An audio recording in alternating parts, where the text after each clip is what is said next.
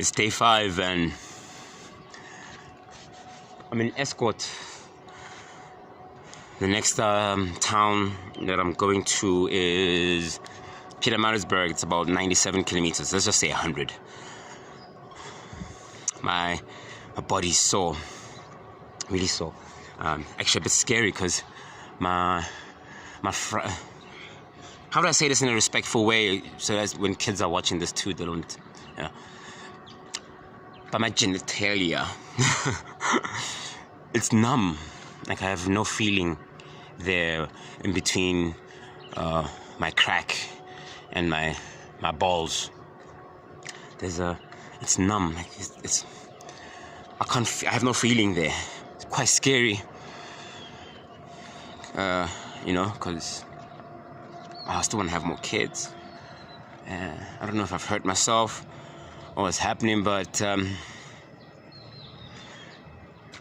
seeing that really kind of put things in perspective. Like, this shit is serious. What I'm doing is no child's play. Like, it's not a small thing. And then I'm also reminded, I think I got hurt. I'm getting hurt. I feel like I'm hurt. It's because the chair is new and, well, new to my ass. It's not brand new. It's a bit skinnier, it's a bit tighter. And I've been training very hard since the lockdown started. And now also as I'm riding, I'm pushing really hard.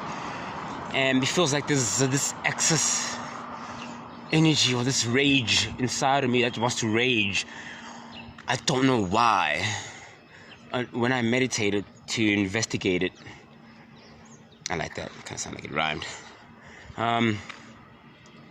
I'm finding out what it is, or what is trying to come out, or what is coming out is the reason and purpose why I'll put myself through such a thing and do what I'm doing. And it's because I want to give men a voice. I want to give myself a voice. I want to be heard. I want to be seen. I want to be helped. I want to help. I'm tired of taking the shots and the blame for izinto ezenziwa abanye abantu or other men out there. We suffer as men too. Horribly so, and nobody gives us a platform because we are the perpetrator of this gender-based violence. So I get that part because we are to blame. So then why should we now say we want help? That's the issue.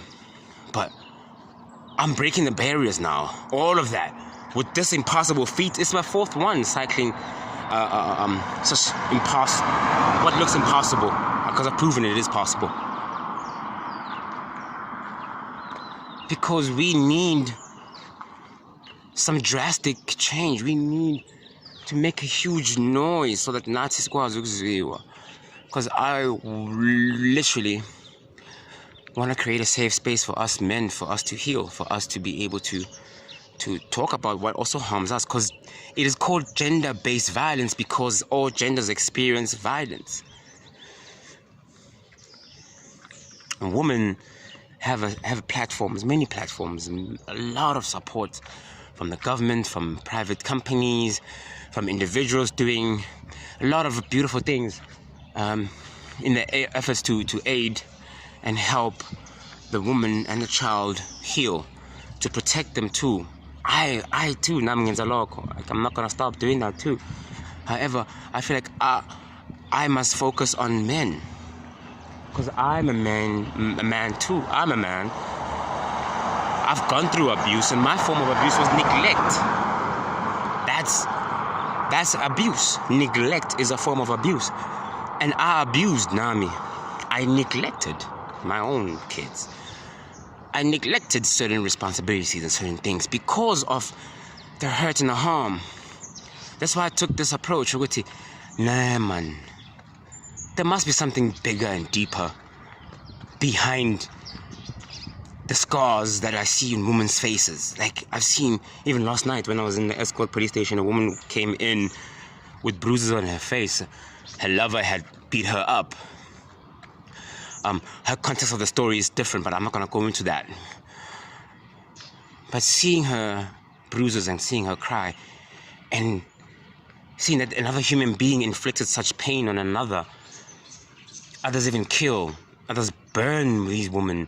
Others rape little girls. There's something really, really, really, really at the core and the depth of the human soul that is wrong. You know? There's something there, man. I refuse to believe we were born to do such things to each other. So I ventured on this journey myself, Nami, in 2015, because I just didn't understand why my life was consumed by so much darkness, hate, so much void and emptiness within myself. It was painful. Every day I would sleep crying in tears, feeling like I'm in this mental prison. I don't want to be in this space.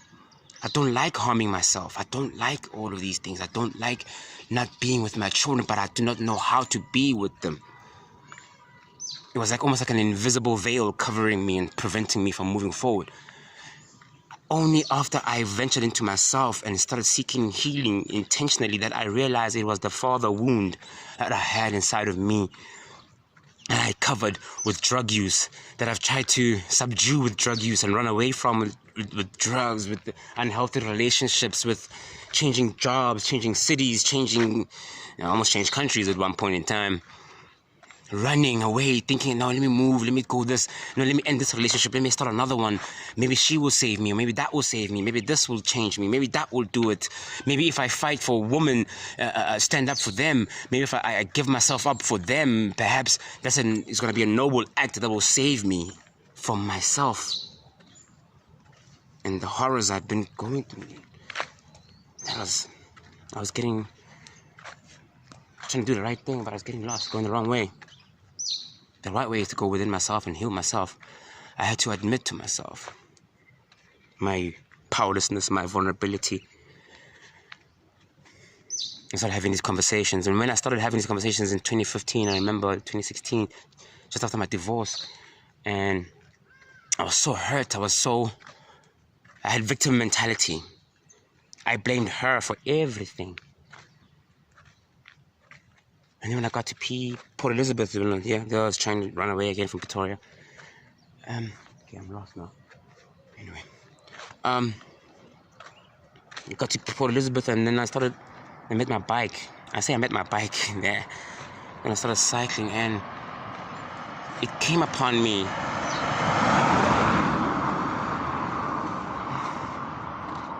I'm trying to tell a story that I'm not sure if I'm getting the facts correct, because the bike story, I'll get to how it started. But the point I'm trying to drive home here was that when I started this campaign, or doing this kind of thing, I was doing cycling 16 kilometers, 16 days in Port Elizabeth, and I was doing it for Yogosela Safe Haven for abused women and children. And I was telling the founder of this non-profit a bit of the story and why I want to cycle and help her raise funds for an organization. I felt that at the time, my conviction was I felt that we are all that we're doing is hashtagging. We're not really doing anything tangible to change the situation and change things. At the time, it was not gender-based violence. It was 16 days of activism against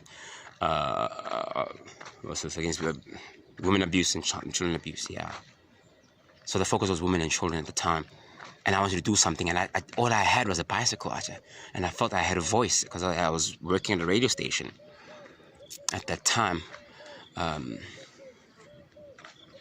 I was talking to her. She was like, "No, Lunga, your story is important." I'm like, "What?" I'm like, "Nah, man. Why should I be talking about me? Can this fly leave me alone? Can you see me? I'm trying to record something important here. Jesus."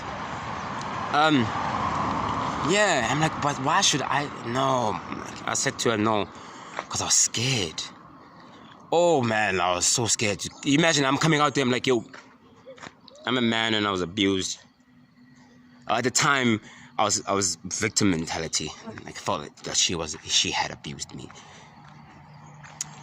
She didn't. We may have harmed each other. We may have hurt each other unintentionally, because we both had our own baggage, our own hurt that we were coming into this marriage with, which didn't serve us any good.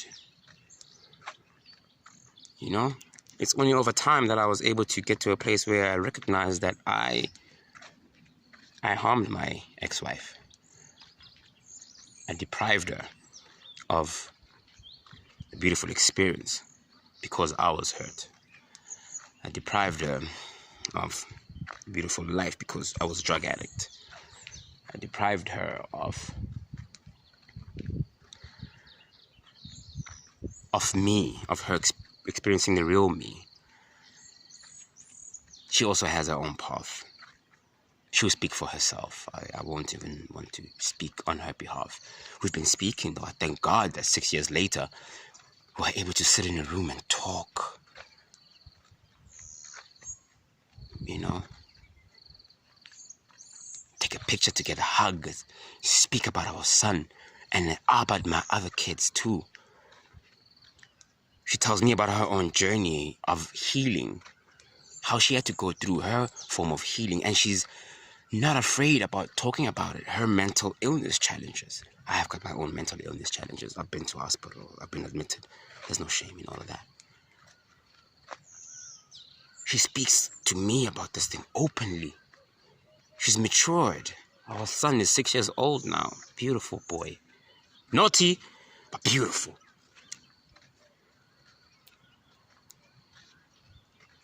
So,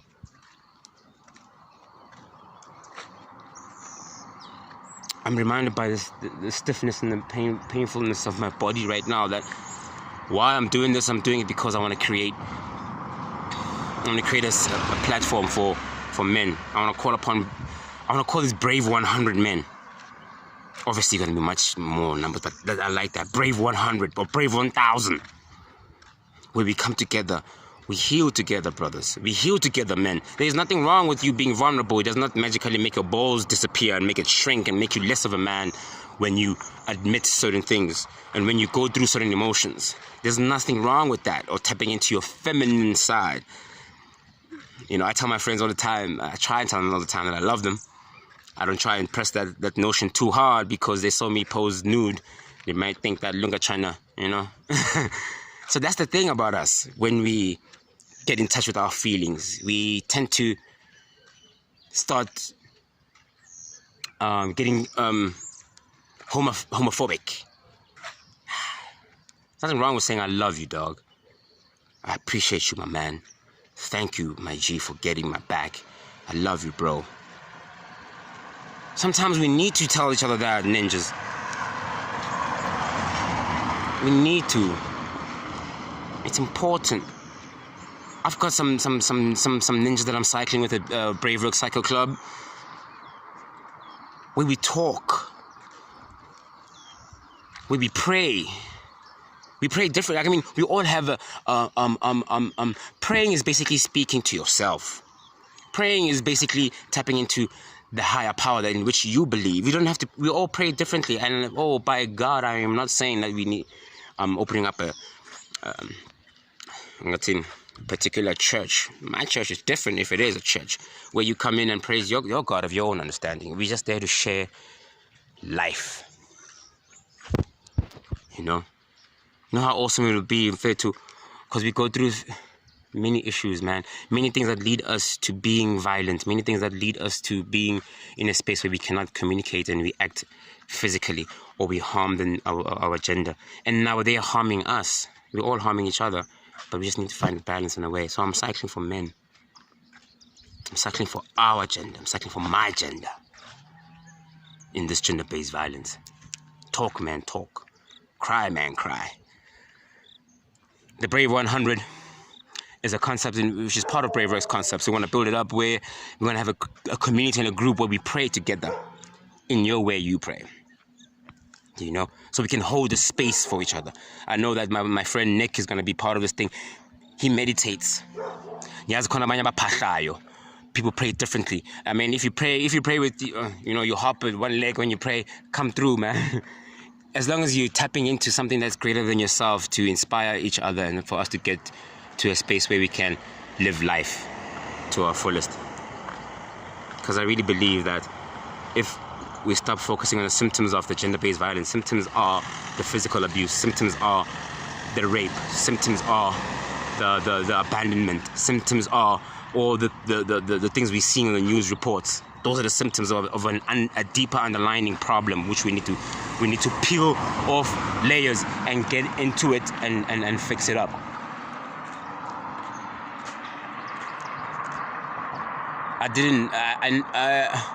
When I started this thing, I didn't know how. Me cycling through countries, or me cycling 1,000 kilometers, and then cycling 2,000, which was, I think, 2018 was 2,700 after I checked. Now I'm doing another 2,500.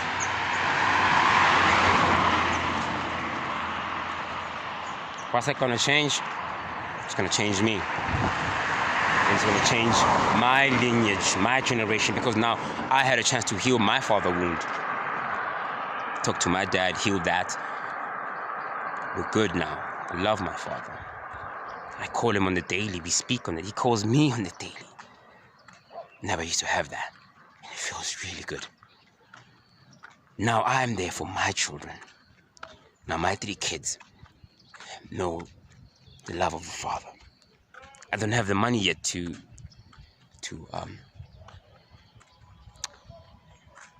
pay for school fees, buy them things, and do all these things like that. But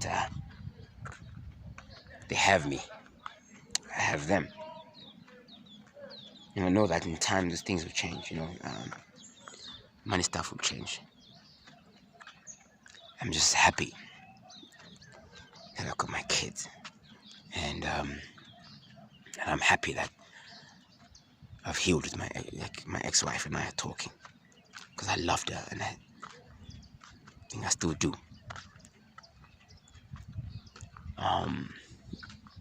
And now I've healed. I'm in a position. It's so strange. I'm in a position to. I've forgiven myself, forgiven everybody and everything. I've let go, and I'm even in a position to love again. I'm not saying that's where I'm going right now. Nah, relationships can hold on for a bit. Those things they need another 4,000 cycling on its own. But I'm in a position where I'm ready.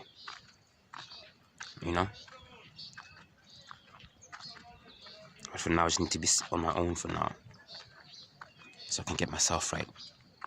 Because I don't even have any money, so dating needs money. Just want to focus on my kids.